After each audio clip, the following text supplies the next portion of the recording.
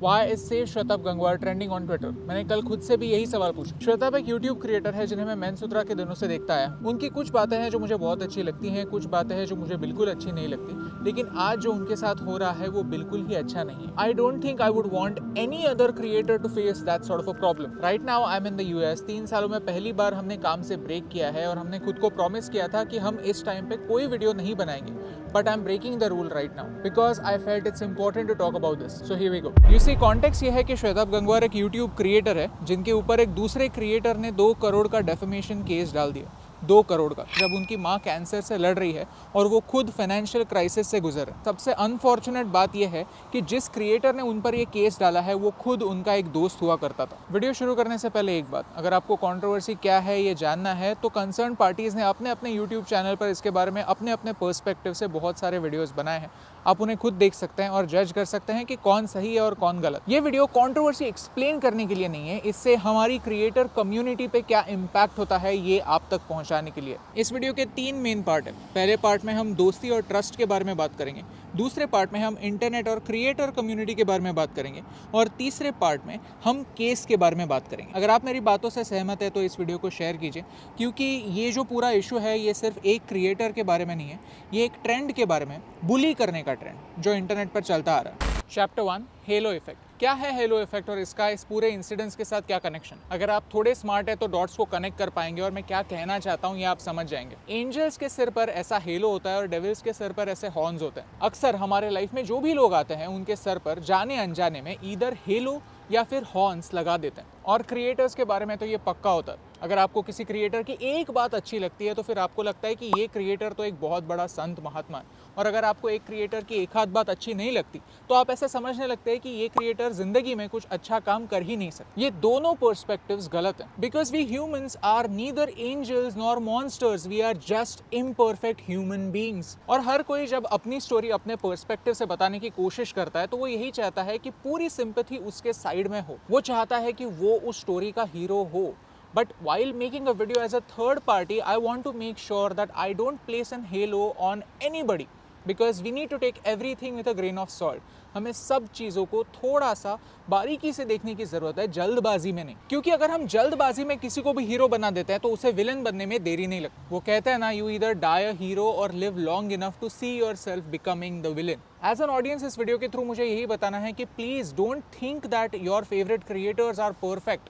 But फिर भी इस पूरे इंसिडेंट्स में कुछ इंपॉर्टेंट चीजें सामने आती है, प्रिवेसी के बारे में, इंटरनेट के बारे में, क्रिएटर कम्युनिटी के बारे में। आई फील उनके बारे में बात करना जरूरी है। चैप्टर 2, दोस्ती क्या होती है? दोस्ती क्या होती है? क्या दोस्ती कंडीशनल होती है? हम सब क्रिएटर्स को एक दूसरे से ये सवाल पूछना चाहिए। सोचिए कि अगर मैं मुंबई से पुणे जा रहा हूँ और मेरी गाड़ी बीच में खराब हो जाती है और कोई बंदा मुझे लिफ्ट देता है। रास्ते में हमारी कई सारी चीज़ों के बारे में बात होती है, हमारे फेवरेट क्रिकेटर्स सेम है। गाड़ी से मैं उतरता हूँ और मैं सोचता हूँ कि अरे यार ये तो काफ़ी अच्छा बंदा है। तो क्या वो मेरा दोस्त बन गया या सिर्फ मेरा हमरा ही था? यू सी, इस केस में सिर्फ हमारी जर्नी सेम है, इसीलिए हम दोस्त हैं। ये दोस्ती एक कंडीशनल दोस्ती है, अनकंडीशनल नहीं। हम दोनों के सोच विचार सिर्फ इस मोमेंट पर सेम है, इसीलिए हम दोस्त हैं। अगर कल जाके तूने मुझे कॉन्ट्राडिक्ट किया तो हमारी दोस्ती गई तेल लेने। कंडीशनल दोस्ती के साथ प्रॉब्लम यही होता है कि जब तक हमारे थॉट्स का डायरेक्शन और थॉट्स के डेस्टिनेशन सेम है तब तक हम दोस्त हैं, और उसके बाद हम दोस्त नहीं। इनफैक्ट अगर मैं चाहूँ तो तूने जो मुझे लिफ्ट दी वो भूल कर, जो 2-4 बातें हुई वो भूल कर, मैं गाड़ी में जो एक्स्ट्रा टायर है वो भी लेकर भाग सकता हूँ, क्योंकि उसमें मेरा फायदा है। जब एक दोस्त अपने एक्शन से अपने दूसरे सो कॉल्ड दोस्त पर होने वाला इम्पैक्ट नहीं देख सकता तो वो दोस्ती कभी दोस्ती थी ही नहीं। हम सारे यूट्यूबर्स को, इनफैक्ट हम सबको हमारे दोस्तों की ठीक से परख करनी चाहिए। Chapter 3, unsaid rules of the internet and bullying. You see, ये वीडियो बनाने का मेरा पर्सनली मेन रीजन ये है क्योंकि श्वेताब ने unsaid rules of the internet की बात की। अगर 2 क्रिएटर्स में आइडियोलॉजिकली प्रॉब्लम्स होते हैं तो किस हद तक गिरना ठीक है? Is it okay to leak private conversations? अक्सर लोग कंसेंट को फॉर ग्रांटेड ले लेते हैं और दोस्ती के नाम पर कंसेंट की बलि चढ़ा देते हैं। लोग सोचते हैं कि ठीक है यार, ये तो दोस्त है, ये एडजस्ट कर लेगा। No boss, that is wrong. Adjust उसे करना होता है जिसके पास डिसीजन लेने की कैपेसिटी हो। अगर डिसीजन आप ले रहे हो तो आपको एडजस्ट करना है, आपको कंसेंट लेनी है, आपको एक स्टेप आगे जाना है। हम क्रिएटर्स में, इनफैक्ट सब में, प्राइवेट चैट्स प्राइवेट रहने की ज़रूरत है। अगर मेरी परमिशन के बगैर आप मेरे प्राइवेट चैट्स लोगों को दिखा रहे हो, then you are wrong. Even if your intentions are right, you are wrong.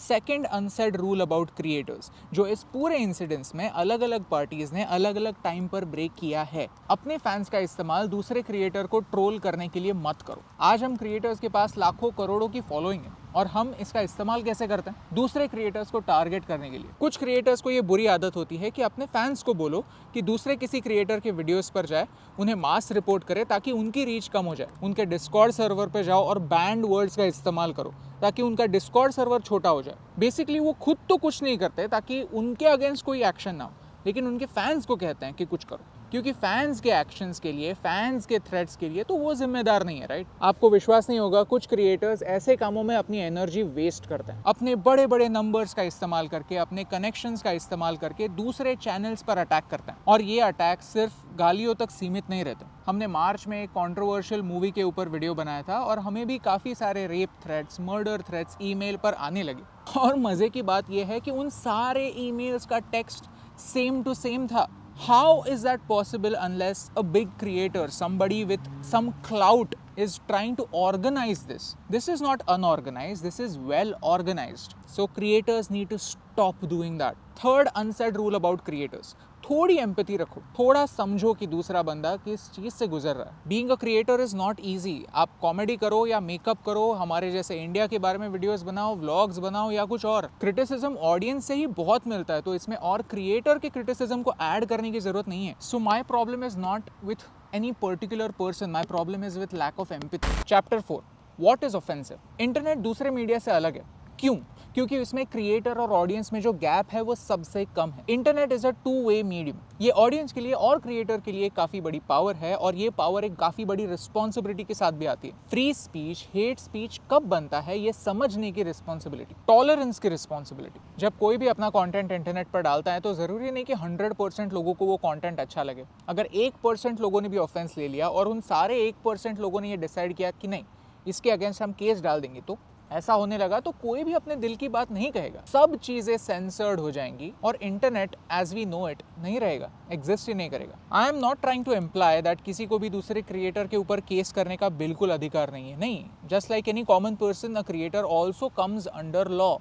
That's true. Defamation का केस आई फील तब बनता है जब आप ये प्रूव कर पाए कि बॉस मेरा एक स्टडी इनकम था, आपने मेरे बारे में अफवाहें फैलाई जो अफवाहें बेबुनियाद थी। आप वो अफवाहें प्रूव नहीं कर सकते थे लेकिन फिर भी आपने वो फैलाई। You presented something as facts that were just your opinions and because of that मेरा इनकम कम हो गया, मेरे हाथ में आने वाली बहुत सारी चीजें चली गई and I can prove that there is a direct connection between the two. So I hope the concerned party is aware of this. You see, हम सब कॉमन इंसान हैं यार। जब भी केस जैसा बड़ा शब्द सुनते हैं तो यूजुअली लोग डर जाते हैं क्योंकि कोर्ट में पैसा जाता है, टाइम जाता है और मेंटल स्टेट पूरी डिस्टर्ब हो जाती है।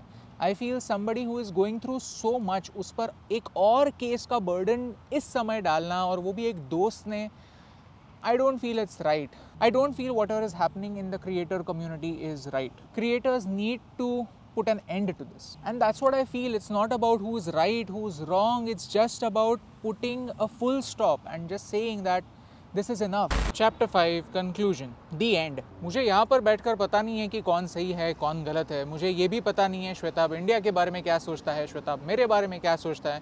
संदीप महेश्वरी सर से मेरी कभी पर्सनली बात हुई नहीं है और ना कि घर से भी कभी ज्यादा बात हुई। इस पूरे मसले में मेरा कोई कनेक्शन नहीं है और नियति का तो दूर दूर से नहीं। मुझे पता नहीं है कि कौन सही है, कौन गलत है, मुझे पता नहीं कि कौन सच बोल रहा है, कौन नहीं। लेकिन एट दिस मोमेंट मुझे लगता है कि ये पूरा जो सिलसिला है वो श्वेताब गंगवार से और एक इंसिडेंट से काफ़ी बड़ा है। This is a defining moment where we decide how Indian YouTube community is going to be in the future.